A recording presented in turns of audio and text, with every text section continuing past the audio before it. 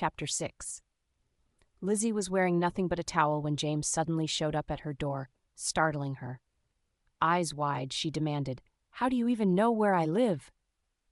James didn't answer. Instead, Lizzie quickly realized her phone must have been left in his car. Sure enough, he pulled it from his pocket and handed it back. She barely had time to thank him before he grabbed her and pulled her straight into his arms. "So eager to throw yourself at me?" he teased in a low voice. Lizzie flushed with both anger and embarrassment. "Don't flatter yourself. You're not some prize women are fighting over." James countered smoothly.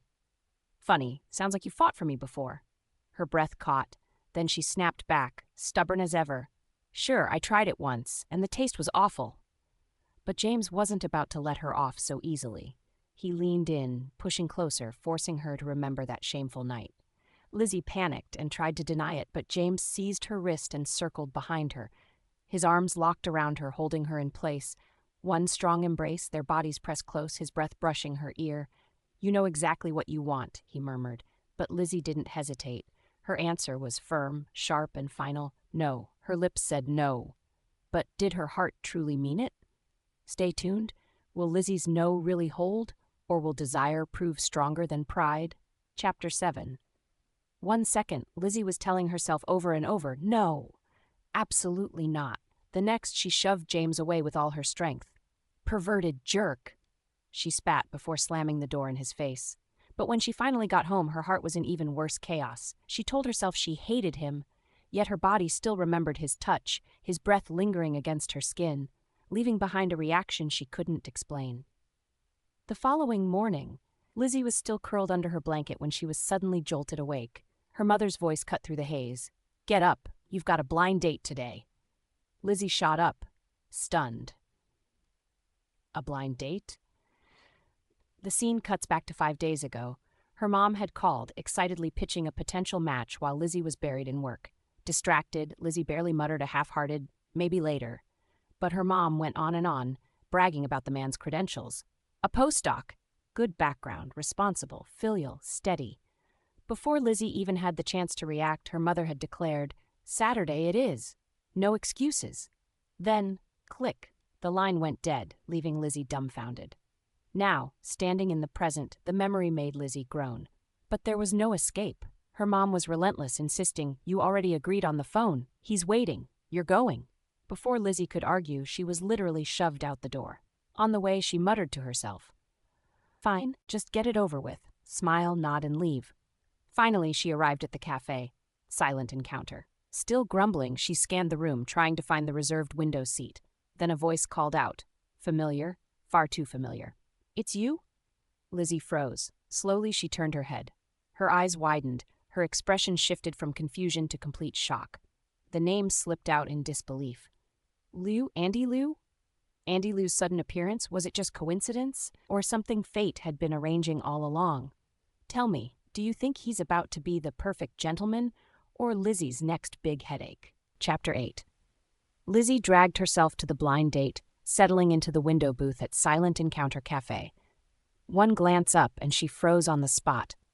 Her date was none other than her high school class president, Andy Liu. Back then, Lizzie had secretly liked him for 7 whole years, through all of high school and even until she graduated from college.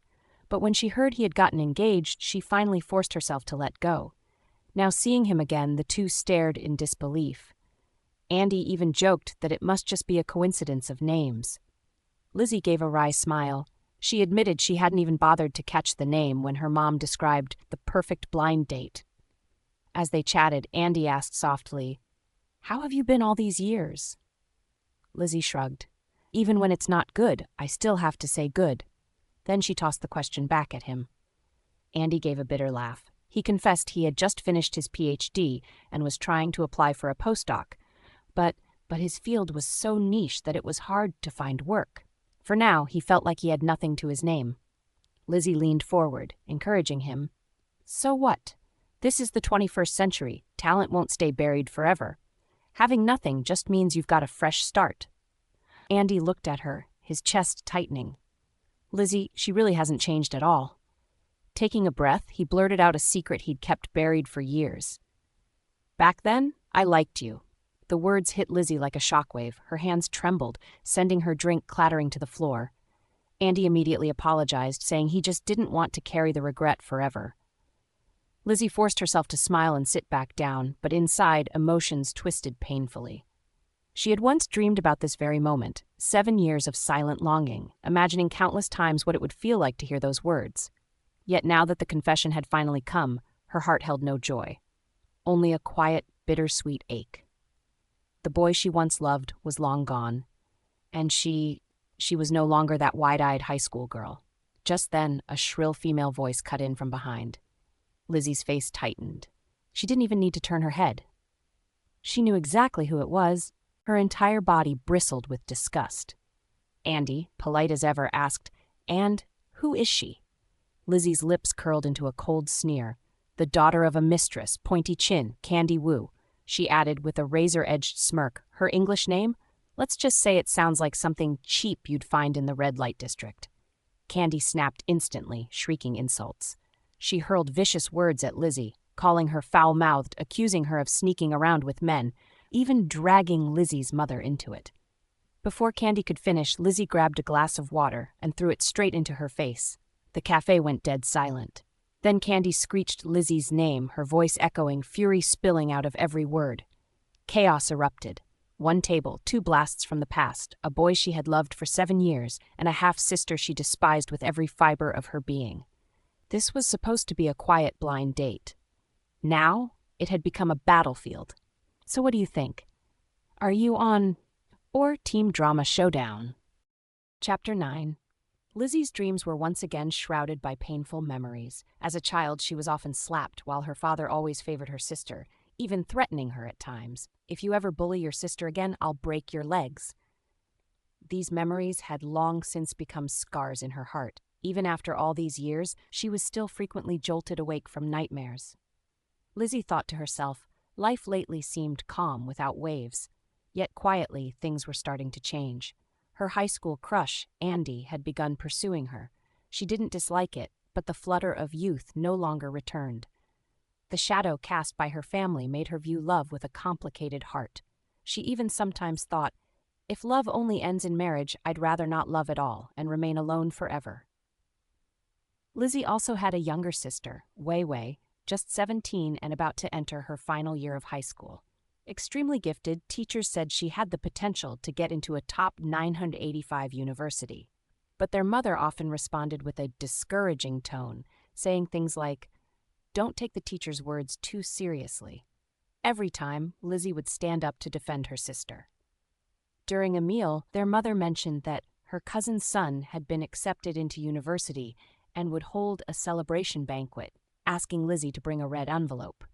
Though she loathed her father, her aunt had secretly supported and cared for them all these years. So, even knowing she might encounter the person she hated most, Lizzie decided to go. On the day of the banquet, she wore an elegant white dress and entered the Grand Hotel. Looking around at the lively banquet hall, she couldn't help but think how crowded it was. Suddenly her gaze froze. Lizzie was rooted to the spot, because she saw, in that instant, her pupils constricted, and she couldn't help but exclaim in disbelief, "Ah! Ah! Ah!" The entire scene came to a standstill. What was supposed to be just an ordinary graduation celebration had turned into something else entirely. James had appeared. So what do you think? Was his arrival a coincidence, or had it been planned all along? Chapter 10. In this chapter, Lizzie was once again thrown into the eye of the storm. Due to her cousin's graduation banquet, she had no choice but to go to a high-end hotel. Her aunt greeted her warmly and, with great ceremony, introduced a guest, Zhuang Jingchen, whose father was a senior provincial official and had once helped her uncle. Lizzie originally just wanted to deliver the red envelope and leave, but faced with her aunt's earnest request, she reluctantly stayed for the meal. At the banquet, she saw a variety of people. Most notably, Galiva, who was eagerly pushing her daughter Candy toward James. It was obvious that the mother-daughter duo had already investigated James's background, displaying a take-no-prisoners attitude. Lizzie watched, feeling utterly disgusted by Candy's hypocrisy, silently mocking her as she ate. But unexpectedly, the real conflict erupted suddenly. Lizzie's father, right in front of everyone, launched an attack. "You bully your sister, spill coffee, and curse the whole family." Lizzie froze, completely baffled, and quickly defended herself. "I've always treated my sister well." But the truth was, after their parents' divorce, Lizzie had changed her last name to Zoe, while Candy still bore the surname Wu. She didn't consider Candy her sister. Her father slammed the table, fury in his eyes. Galiva, pretending to mediate, secretly fanned the flames. She compared Candy to Lizzie. "See, Candy never talks back to her dad, unlike you. Always arguing." That single comment ignited the powder keg. Blood rushed to Lizzie's head, anger boiling to the extreme. Family tensions, simmering for years, reached their sharpest point right at this banquet. What was supposed to be a simple graduation celebration had turned into a full-blown family war.